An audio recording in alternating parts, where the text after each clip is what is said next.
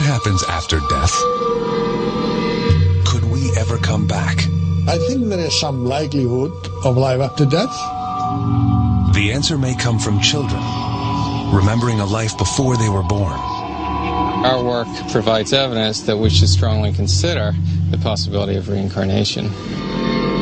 Embark on a scientific search for evidence of reincarnation. Listen to the stories of these children who remember a past life.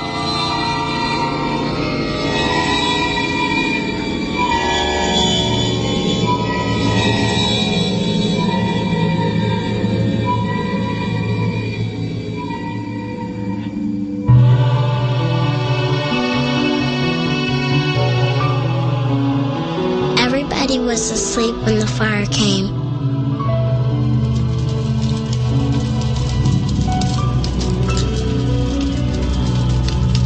Mommy and Daddy could not get me out.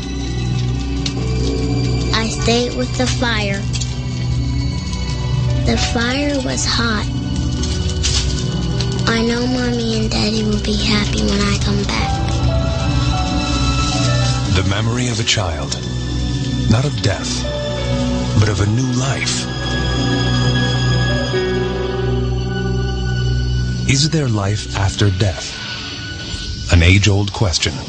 At the University of Virginia in Charlottesville, scientists are investigating claims of reincarnation. For over 40 years, they have tried to explain the accounts of young children who speak of a past life. Stories like the one of this girl, who claims to have drowned and is now reborn. Or this 6-year-old boy, who thinks he used to be a New York policeman killed in the line of duty. Or this boy, who remembers having lived as his own grandfather. There are thousands of stories like this, and Dr. Jim Tucker has gathered many of them. We're investigating cases of very young children who spontaneously begin talking about previous lives. They usually begin between the ages of 2 and 3 and continue until the age of 5 or 6. We're looking at these cases to learn as much as possible about this phenomenon. Jim Tucker is preparing a research trip to meet one of his subjects, a child claiming to remember a past life.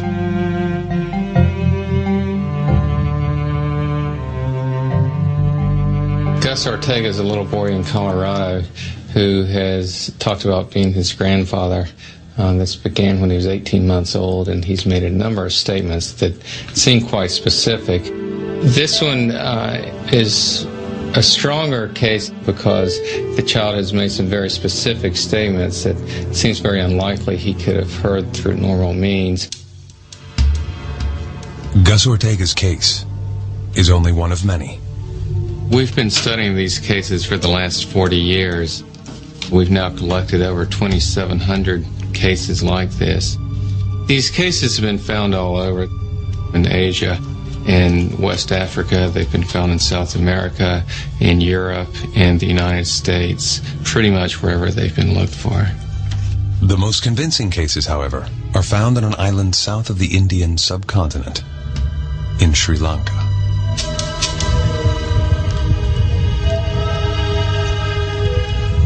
Sri Lanka, a mystical place.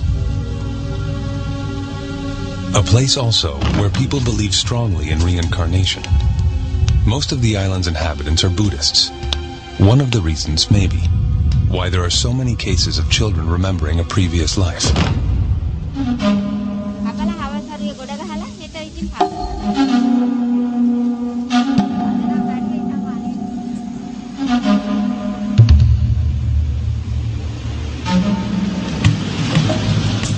Professor Erlendur Haraldsson of the University of Iceland, on his way to visit his best case. He has spent over a decade studying the possibility of reincarnation on this island.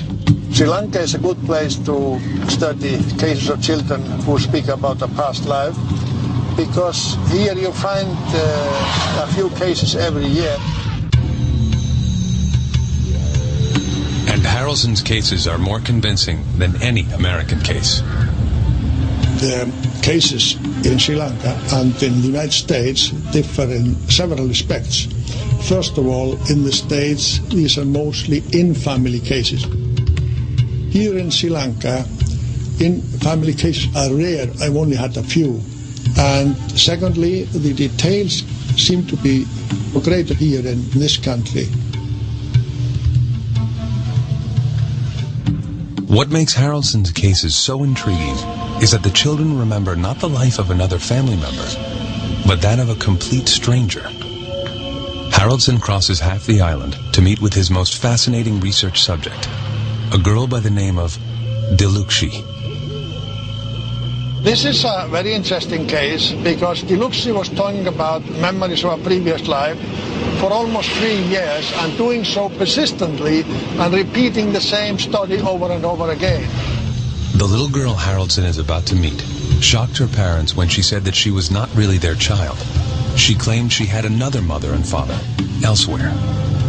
She was saying that she had lived in a place near Tambula, and there was a stream there. She had fallen into a stream and drowned. Haraldson hopes the trip to meet Diluxi may yield some answers.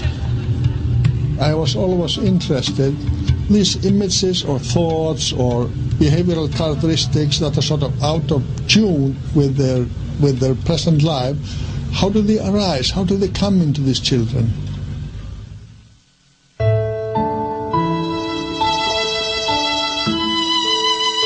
In a place not quite that far away, a hospital in America. An old man is dying.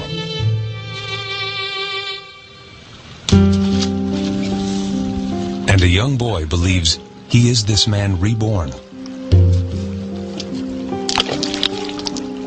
Gus Ortega is a normal 6-year-old. Like most boys, he cherishes his time with his dad. Throw me the ball. But this relationship is different. Gus remembers that he played with his dad in a previous life. Only then, he was the father, and his dad was his son. This is the case that UVA scientist Jim Tucker is investigating. Whenever I go to see a case, I go with a certain amount of skepticism. I never go with the assumption that this is reincarnation. And that's also the same approach that I have with the work as a whole. We're here because this is an interesting phenomenon, so we're trying to learn as much about it as possible. Catch it! Oh, good job! Grandpa Augie died in 1993. His son Ron found him lying on the floor in his home. A stroke. Grandpa Augie died 5 hours later. He was a shopkeeper. He sold everything people wanted to buy, and he loved his family. But he never met his grandson, Gus. Gus was born 1 year after Grandpa Augie's death. One day, when he was just 1.5 years, Gus was alone in his room with his father. Ron came out and told me that he had just finished changing Augie's diaper, and that he looked right up at him and said, "You know, Dad, when I was your age, I used to change your diaper." I was flabbergasted, to be honest with you. I thought it was just kind of strange, especially the choice of words to say that phrase, "when I was your age," for this little 1.5-year-old toddler. I was saying justice and Jason like that. He started talking about Grandpa, and just the little things he was saying that we knew he couldn't have known because he never met Grandpa. His grandfather died a year before he was born. So